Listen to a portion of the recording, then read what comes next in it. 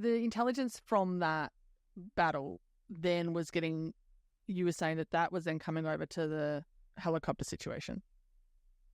Yes, is that right? yes, yeah. Okay. Yes, yeah, that's correct. So all that information, that intelligence gave us a whole bunch of information that we'd start what's called these reverse cycle operations. So we'd go on these short duration, take off at 2 a.m, go into a village, conduct a strike or a clearance, grab bad guys or intelligence, then back in time for lunch sort of thing. So this was our fourth night of doing that, or fourth or fifth night. So I was in a lead aircraft as part of the sniper team because I was a sniper for that deployment. And our job was basically to land, overtly into an overwatch position as the second and third choppers landed down the valley, and we'd provide commentary and surgical fire to support the clearance of that village. So it was pretty much copy and paste for the last few days. We took off about 2 a.m. from Tarangout, and 3:30 in the morning we crashed. So the pilot lost height awareness, flying under what's called red alert. So there's no ambient light from the sun, from the moon or the stars. So therefore your night vision doesn't work as well. And he lost height awareness. So the loadmaster, Brandon Silk, over the intercom said to the pilot, "We're going to be low, aren't we, sir?" And then one of the pilots said, "I've lost the horizon." And then someone on the intercom said, pull up. And we impacted about 220 kilometers an hour. So the second and third aircraft, thinking that we'd received ground-to-air fire, they conducted evasive maneuvers, realised that it was not ground-to-air fire, and they called in the code word for fallen helicopter, which is fallen angel. So that went all through, the regional command south. There's a fallen angel. My recollections are very vague. We all suffered a lot of head injuries and trauma. So I remember looking out the window of the Black Hawk and thinking, something's not right, we're getting a bit low. Just the way that the horizon sat outside the sort of the port side windows. And then the next thing I remember, just violent, I don't know. I can't recall specifically how I'd describe it. It's very hard to describe, but the best analogy that I can use is, when you hurt yourself really bad or you get tackled really hard and you're just waiting for that pain to come on, and it comes on and sort of goes away, but the pain just didn't go away. My next recollection is lying on the ground and having one of the boys in the book, Ryan, sort of support my neck, because obviously we all had, potential spinal injuries. He's saying, "You're right, mate, you're right. You're right, Scott, don't move." And and then my next recollection is, being carried onto a helicopter on a stretcher. In actual fact, the boys, so the second and third aircraft landed, and instead of waiting for the aeromedical evacuation choppers to come in from one of the nearest bases, the second and third choppers just said, "Right, we're going to turn this into evacuation birds." So they ripped the seats out of the second and third chopper, and they threw us all in there. Two of the boys, when they were treating. How many guys were in the helicopter that crashed? 14. Including so aircraft crew and... Yes, correct, yep. Yeah, okay. So when the boys were looking for a stretcher for me, they looked around the wreckage. I mean, at this stage, the aircraft was completely disintegrated. It was on fire. The bullets were catching fire and they were cooking off. It was 3 a.m. It was just utter confusion and chaos. So the boys looked around and saw a bit of the engine cowling off the chopper, and they threw me on that, and they took me onto the evacuation bird. That engine cowling was put up in Kandahar at the hospital there.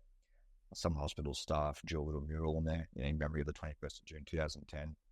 And a few years ago, that was actually presented to the Australian War Memorial, where it still currently sits on permanent display. So, it's I only worked up the courage to look at that the first time last year. I took my family down to get a private viewing of it because I hadn't worked up the courage to look at it. As you can imagine, it wasn't something that I really wanted to face when I was still serving. But it's certainly a really important memento, not just for me, but for everyone who was involved in that day.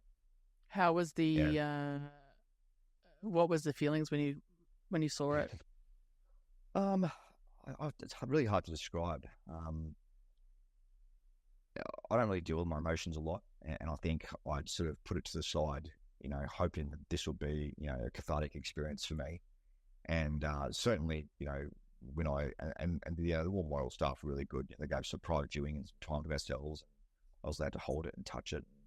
And I think just, standing there and holding that bit of cowling, I just brought back all these memories. But more importantly, it brought back all the memories of the guys that we lost. So it was sad, it was an emotional time, but I think it was really important for me to be able to do that. So you last looked out the helicopter and you were thinking we're a little bit low. Mm. And then you wake up and you have somebody holding your neck saying, Scott, don't move, you're going to be all right. Yeah.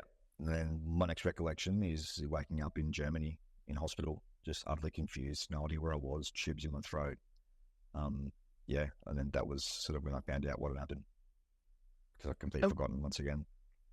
And what did they tell you had happened? So initially they said that, look, so they realised I was in hospital. I thought I finally hit an IED, lost my leg. So I said to the staff, show me my legs. And they said, your legs are there, Scott. I showed me my legs and I said, okay, great. What happened? I said, you're in a helicopter crash. And I was like, excuse me, my last recollection was, riding my bike through the desert, my ATV. I don't remember being in a helicopter. And I said, look, you have no idea what you're talking about. Go get me someone who knows what they're talking about. Like, okay, no, I just got. So when I got the head nurse, I said, what happened? She said, you're in a helicopter crash. And I thought, oh, wow, okay. At this stage, I wasn't even asking about my injuries or what happened. I knew I was in pain. I couldn't move. I was coughing and stuff, which I'll get to in a second. And I said, is anyone else hurt or killed? And she said, yes.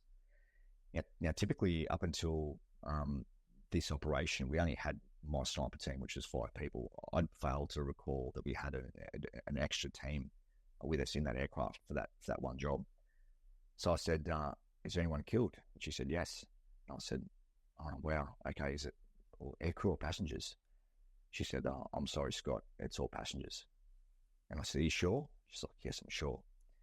And I sort of sat there thinking to myself, wow, I'm the only survivor, because my team was 5 people. So I thought to myself, how can I be the only survivor? And I speak about this in the book. It was probably one of the lowest points in my life. I had no idea where I was. I was utterly confused. I was in a lot of pain. I just found out that my entire team was dead. And for the first and only time in my life, I remember thinking to myself, well, I want to die. I don't want to be the only survivor. How can I possibly face the boys' families? I don't deserve to survive. I should have been taken too. And I just prayed to God that I die as well. So I was with the boys. That only lasted a few hours. Then the first one of the boys from the unit, flew over from Afghanistan. And, when I saw him, I just broke down, held his hand. I said, mate, what the fuck happened? And he told me what had actually happened, which was one person from my team that had been killed, Ben Chuck. Obviously, we lost Tim Applin and Scott Palmer. And I said, why were they on the aircraft? And then he explained to me that, the loadout of the aircraft and why the boys were on there. Then slowly over time, it all started coming back to me. But the news still wasn't great. I mean, it was still sad, but it was a lot better than being the only survivor of the entire crash. So that probably was, probably one of the lowest times